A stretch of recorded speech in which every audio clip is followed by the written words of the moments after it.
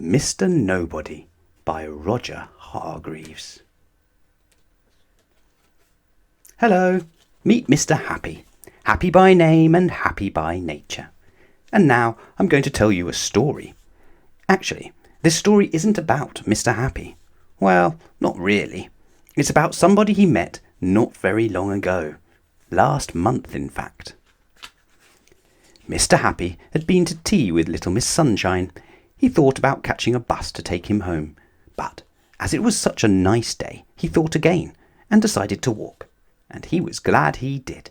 Would you like to know why? I shan't tell you. Not yet, anyway. Mr. Happy was whistling to himself as he walked along when he heard a noise. He stopped. There it was again, a sort of sniffing noise. Sniff, sniff, sniff. Suddenly, a drop of rain splashed on top of his head. That's odd, he thought to himself, looking up. There isn't a cloud in the sky. And then he couldn't believe his eyes. You'll have never guessed what Mr. Happy saw. There, sitting on the branch of a tree, was somebody who sort of was, but wasn't. I know it sounds ridiculous, but it's true. You could see through him, and he was crying real big fat wet tears, which of course were what had splashed on top of Mr. Happy's head. Who? Mr. Happy managed to splutter. Are you? The person who was sort of was but wasn't looked mournfully down at him and in a mournful, melancholy voice replied, Nobody. Nobody? Gasped Mr. Happy. But everybody's somebody. The person who sort of was but wasn't sighed deeply. Except me, he said, and he started to cry more real, big, fat, wet tears. Mr. Happy scratched his head, which was getting quite wet by this time. Can you get down? He wondered. Possibly, replied Mr. Nobody, and he climbed down out of the tree. Where have you come from? Asked Mr. Happy. Nowhere, Mr. Nobody sighed the sort of sigh that breaks your heart. I know I used to be somebody, but I can't remember who, he sniffed. Or what, he sniffed. Or where, he sniffed. Or when, he sobbed. Mr. Happy couldn't help but stare. It isn't often you meet somebody you can see right through. I think, said Mr. Happy, that you had better come home with me.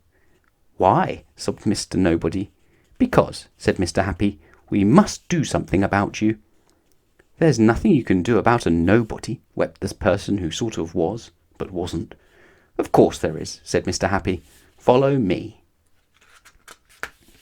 Eventually they reached Mr. Happy's house and went into his living room. Mr. Happy pointed to a chair. Sit yourself down, he said.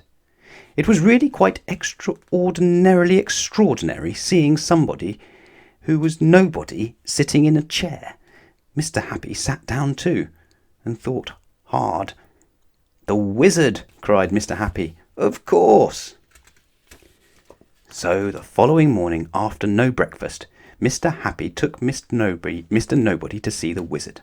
Ah, remarked the wizard, after Mr. Happy had tried to explain. Ah, he said again, eyeing Mr. Nobody. Mr. Nobody just stood there, looking as glum as anyone can look. Just try turning the corners of your mouth down as far as they will go. Go on. Well, that's about half as glum as Mr. Nobody looked. The wizard thought and thought some more. Care for a cup of tea? He inquired. Nobodies don't drink nothing, replied Mr. Nobody. Nobodies don't drink anything, said the wizard, correcting him. That's right, agreed Mr. Nobody. Aha, cried the wizard. That's it. The wizard rushed over to his workbench and started to mix up lots of different coloured liquids in a huge bottle. They bubbled and gurgled together and let off little puffs of white smoke. Bubble, bubble, gurgle, puff. Bubble, bubble, gurgle, puff. What colour would you like to be? The wizard asked Mr. Nobody. Nobodies aren't coloured, came the sad reply. You choose, said the wizard, pointing at Mr. Happy. Mr. Happy thought. Well, he said, I've always really quite enjoyed being yellow." "Yellow it shall be," shouted the wizard as he poured more liquid into the bottle. Suddenly, with one huge puff of white smoke, the liquid turned bright yellow. "Right," cried the wizard. "Drink that." "Nobodies don't drink nothing," said Mr. Nobody. "Exactly," shouted the wizard at the top of his voice. "Nobodies don't drink nothing. Therefore nobodies must drink something." Mr. Nobody took hold of the bottle and took a small sip. "More," cried the wizard. "Much more."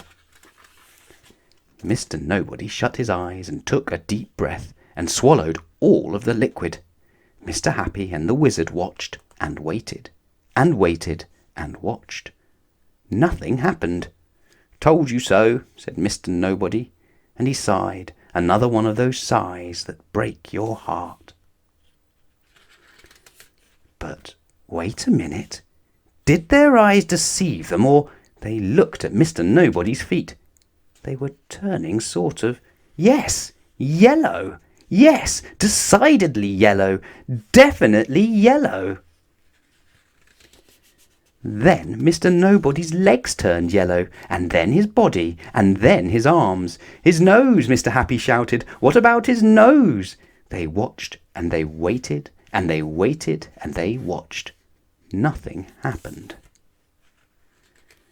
Suddenly Mr. Nobody sneezed, and immediately after he sneezed with an enormous pop, attishoo, pop, his nose turned yellow as well. Oh, I wish you'd been there to see Mr. Nobody's face. His mouth stopped turning down and started turning up, and up, and up, and up again.